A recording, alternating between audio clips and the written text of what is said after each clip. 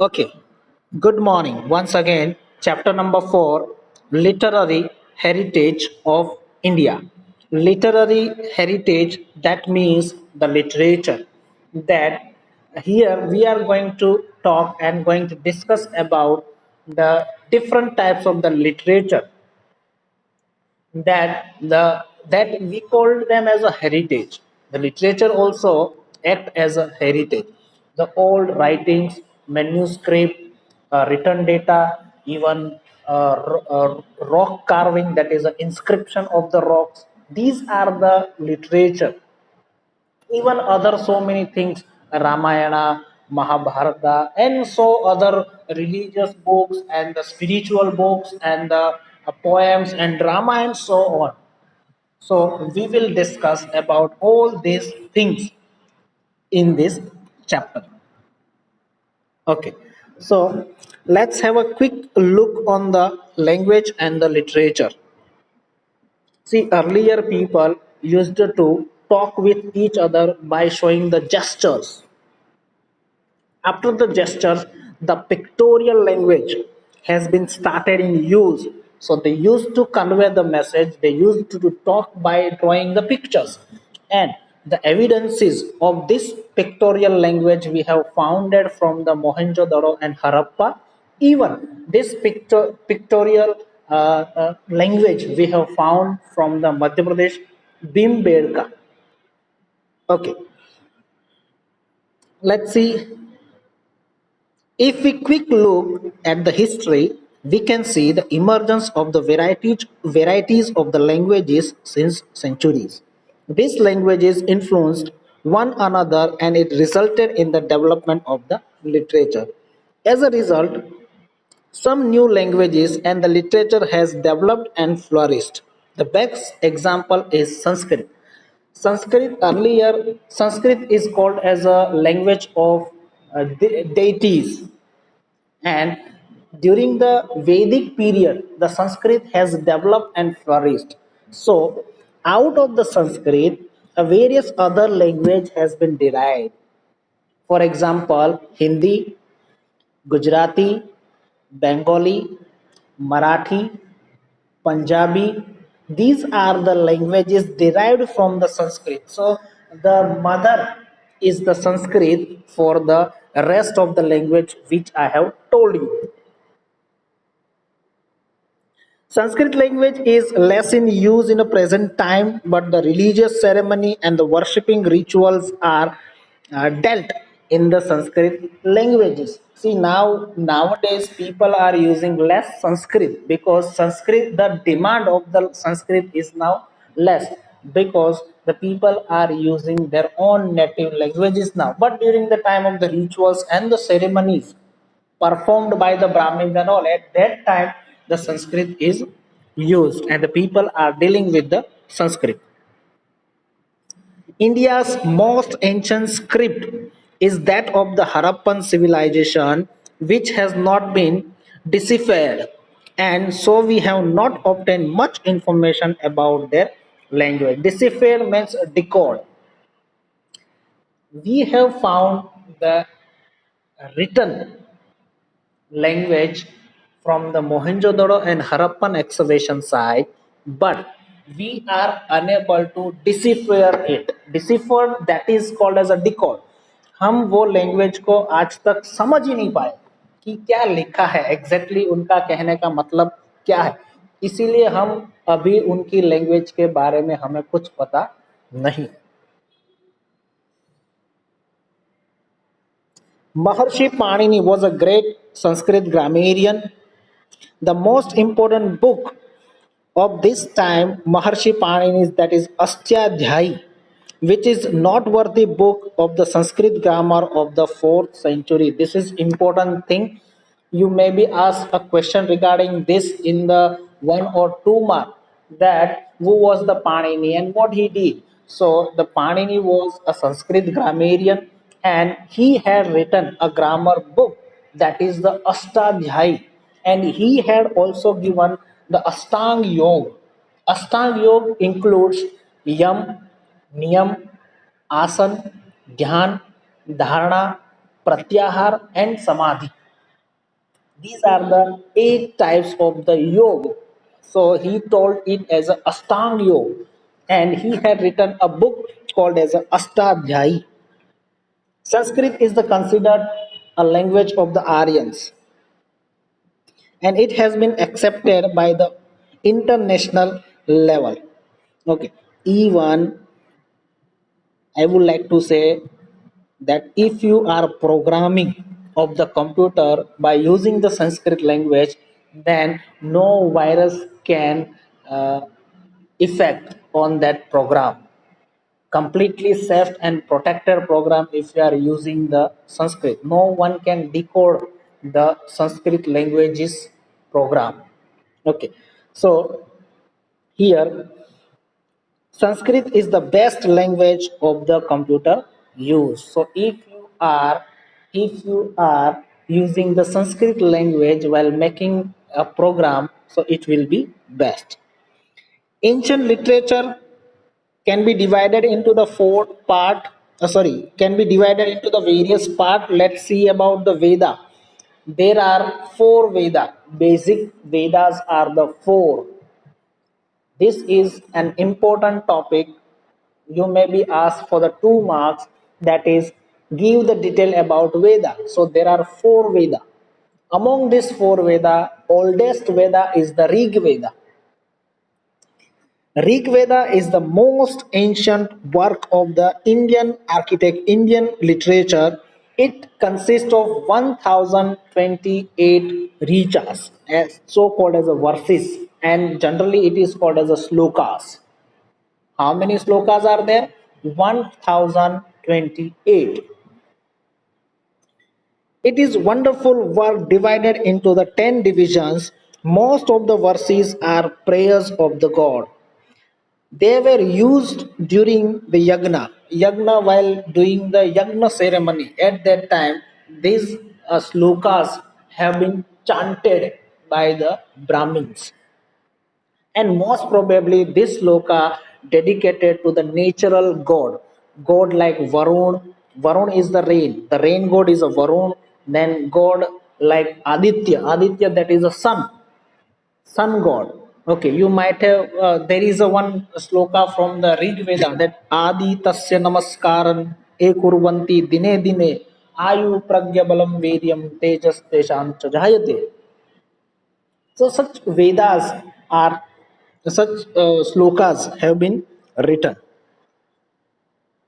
Among the verses, those worships Usha that is the goddesses of dawn, are fascinating. Dawn and dusk. There are two words, dawn and dusk.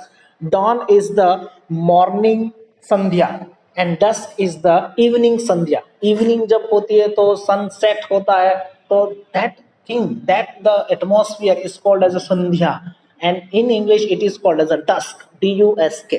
While in the morning जैसे sunrise होता है और जो atmosphere होता है that is called as a dawn. Okay, उनको morning Usha बोला जाता है. This work described the political, social, and religious matter of Aryans who were residing in the region of the Sapta Sindhu. So, in the chapter 3, we have already studied about the Sapta Sindhu river and the Harappan civilization, especially where the Aryan people used to reside and they used to survive. And that is why the whole India is called as Arya Bharat, Arya Vrata. And this Rig Veda describe about their social and political and religious life of the Aryans. Sam Ved number two, that is the Sam Ved, one of the best Ved for the music. That is why the Sam Ved is called as a Gangotri of music. Samved is known as a Gangotri of music, completely composed on a singing and music. Okay, Yajurveda. It is called as a Veda of Yagna. It is composed in a both form, prose and verses. So prose and poetry. Basically, verses are the poetry. Means you can sing that. That is the Yajurveda. That describe The hymns recited at the time of yagna, this religious practice and the rituals. So during the performing yagna, the various ruchas, the slokas, the verses have been chanted, and this how to here how to pray the Lord, how to pray the God, that is have been mentioned into the Yajur Veda, a कर्म कांड, completely कर्म कांड. The Brahmins किस तरीके से आपको पूजा करनी है, अर्चना करनी है, किस तरीके से कौन से डेटी के लिए कौन से टाइप की पूजा करनी है, क्या क्या चीजों की आवश्यकता है, सारी detail it's given in the Yajur Veda. And Atharva Veda. Atharva Veda describe the various types of the rituals and the संस्कारास. अथर्व वेदा जो है उसमें डिफरेंट टाइप्स के रिचुअल्स दिए हुए हैं एंड संस्कारास दिया हुआ है. So these are the four Veda. Most important Veda is the Rig Veda, oldest Veda having the 1028 ruchas and the verses.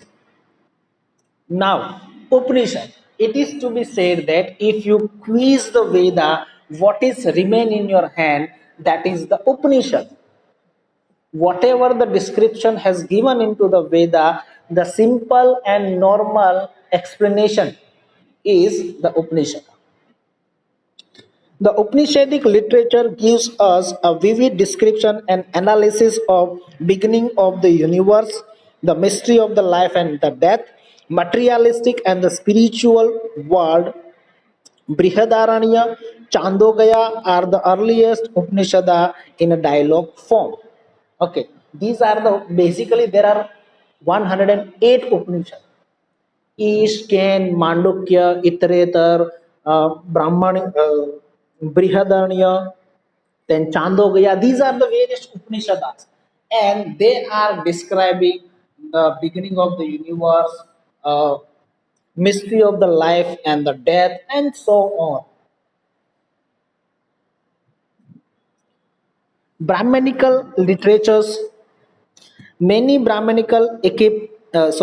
epics were composed to understand the meaning of Vedic literature. So whatever written in the Ved, to understand that Vedic literature, the Brahmanical literatures have been made. Any critical appreciation based on Veda composed in a poetic form are included in the Brahmanical literature.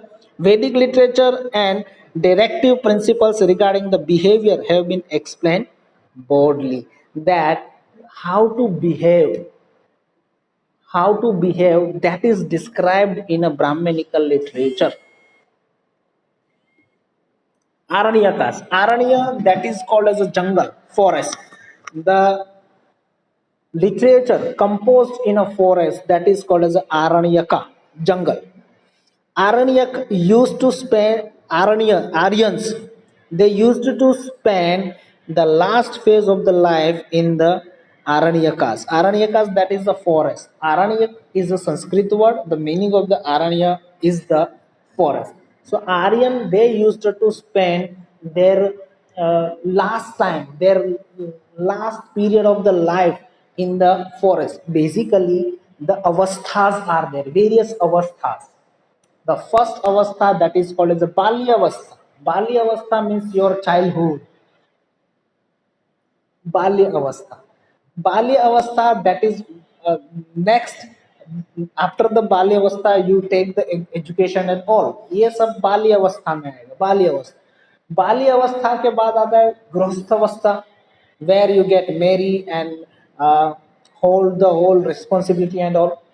Then आता है वानप्रस्थ. These are called as ashrams also. Ashrams. Balyashram, then Grihasthashram, then Vanprasthashram. Vanprasthashram, that is called as a going into the jungle for attaining the moksha, salvation. Attaining the salvation. That is the Vanprasthashram. And after the Vanprasthashram, that is sannyas.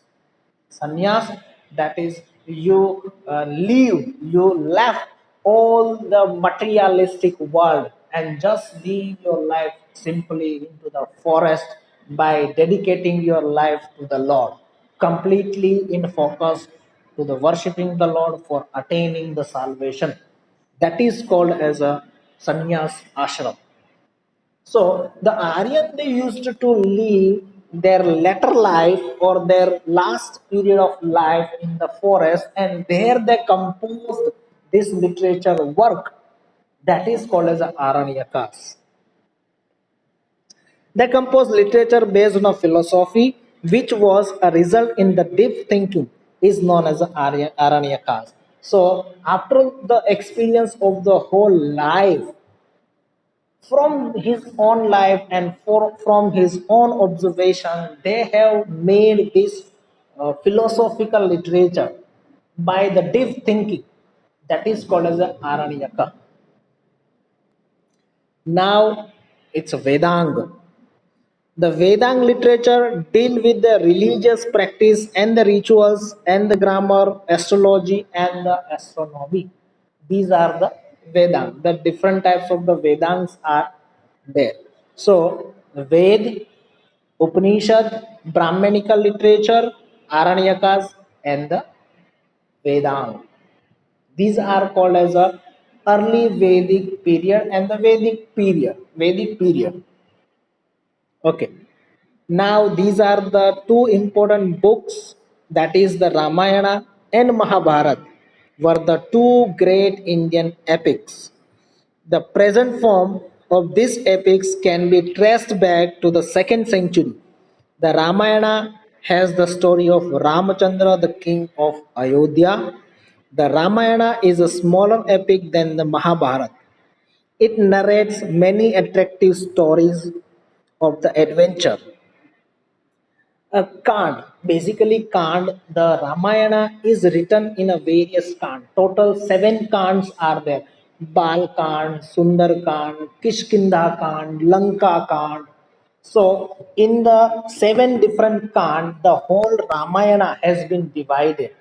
Especially it deal and focus with the characteristic of the Ram, Lord Ram. It is to be said the Lord Ram is the Purna Purushottam.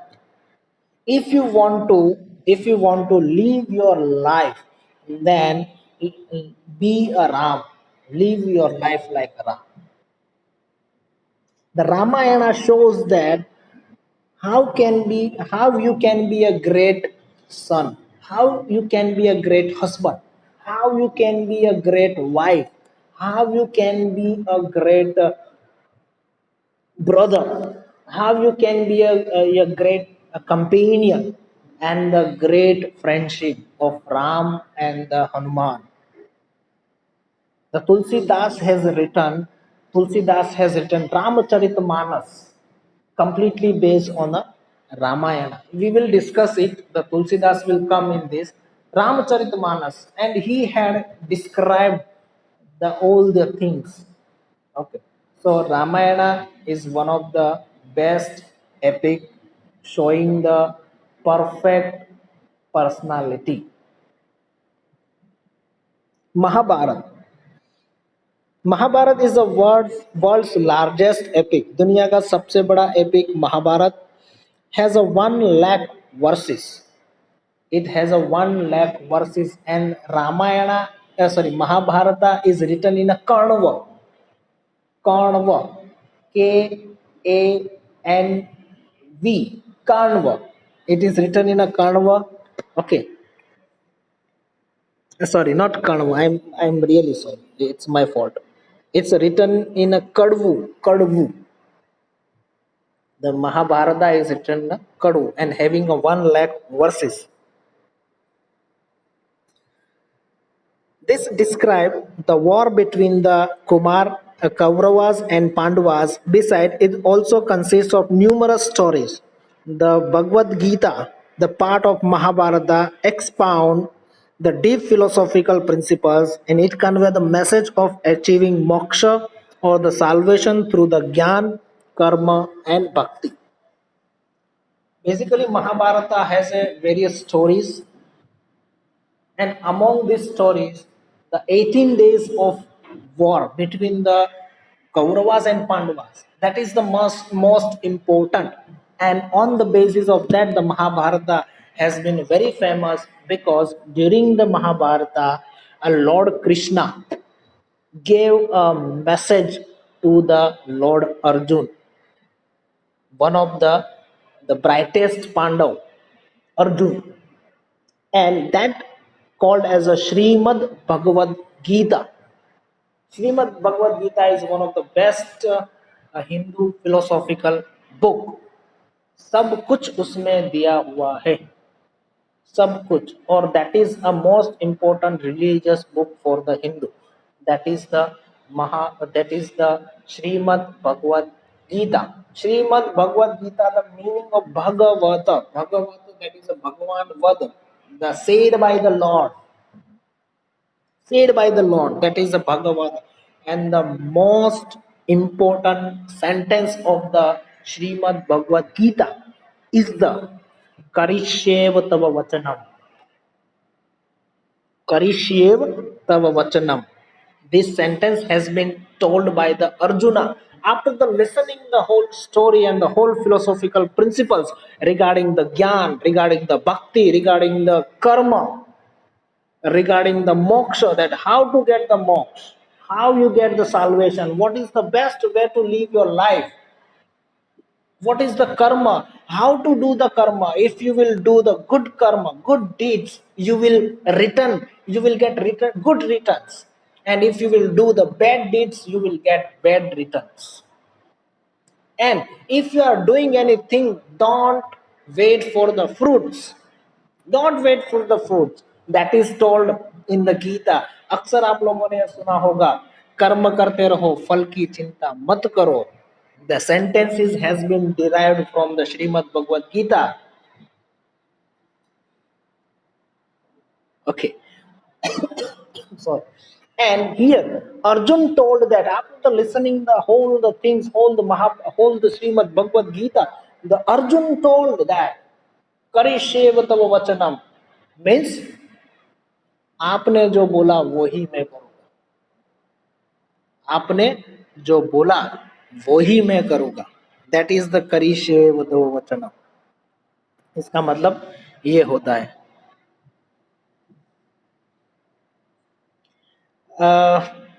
That is a mythological story. There is a question, someone has asked me a question, sir, is it a real story? Here I would like to say it is a legendary and it's a mythological story. You cannot deny or you cannot accept the concept. हम उनको accept भी नहीं कर सकते, हम उनको deny भी नहीं कर सकते. डिनाई नहीं कर सकते, इनका रीजन ये है कि जो भी रामायण और महाभारत में दिया है वो आज है, वो आज एग्जिस्ट है. अयोध्या तो अयोध्या एग्जिस्ट है, लंका तो श्रीलंका एग्जिस्ट है, राम सेतु जो बनाया था तो वो भी एग्जिस्ट है आज. महाभारत में कुरुक्षेत्र का मैदान के बारे में आता है, Indraprastha, Hastinapur, Delhi, Delhi is called as Hastinapur, तो हस्तिनापुर के बारे में है, तो दिल्ली के बारे में है. फिर इंद्रप्रस्थ तो पंजाब उसके बारे में है. तो थिंग्स आर एग्जिस्टेड. तो मना भी नहीं कर सकते कि भी ये सही हो सकता है या नहीं. Or the way they have described the story, it cannot be believable. हम उनको बिलीव भी नहीं कर सकते कि ये चीज भी हो सकती है. Like for example Kaurava, there were 100 Kauravas, एक women, how can a women can give the birth of the 100 children. तो ये थोड़ा सा है ना, legendary type, mythological type story. But the most important thing, that is the philosophical ideas. हमें क्या सीखना है इसमें, जो philosophical ideas है, that is the best thing. वो बेस्ट है, वो हमें सीखना है. ये स्टोरी से हमें वो सीखने का प्रयास करना है. Okay, both the epics, the Ramayana and Mahabharata, have been influencing the millions of Indians and the literature for a long period of time. They have implanted the motivational seeds of sanskar in the Indians. तो India के अंदर जो motivational संस्कार जो होते हैं Indians, जो हम प्राउड करते हैं कि वी आर द इंडियंस, तो ये because of this philosophical ideologies. During the period of the Sanskrit literature, we produced which contained a good combinations of the religious and the worldly aspects of the life. So here a combination can be seen in the Sanskrit literature. It is also about the religion and it is also about the various aspects of the life. The Puranas played an important role in explaining the initial Vedic religions of the earlier time. During this period many scripture and the smruti grantha have composed. Earlier, here I would like to say, earlier there was no pen and paper, so this religious philosophical thought transferred from generation to generation by the two process that is called as a smriti and smruti. Smruti, that is a listening the words, listening the verses, listening the prose, and smriti, smriti यानी कि उनको याद रखना, सुनना और याद रखना, then pass it on to the another generation. इस तरीके से आज हमारे पास आया जो भी अभी हमारे पास है वो दिस इज द वे. ठीक है, ऐसा माना जाता है कि Veda has not been written by anyone. Veda जो है वो किसी के द्वारा लिखा नहीं गया, वो अपौरुषेय है.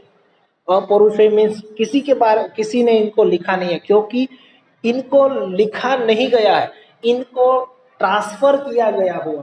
और सपोज मैं, मेरे पास वेदों का नॉलेज है, तो उस नॉलेज में मैं अपना भी कुछ नॉलेज ऐड करके फिर आगे उनको ट्रांसफर करता हूं.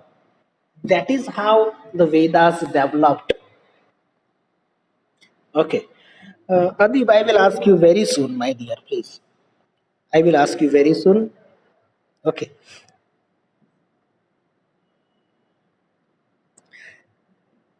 This scripture dealt with the science and the philosophy. For example, Kautilya's Arthashastra. Kautilya, that is the Chanakya.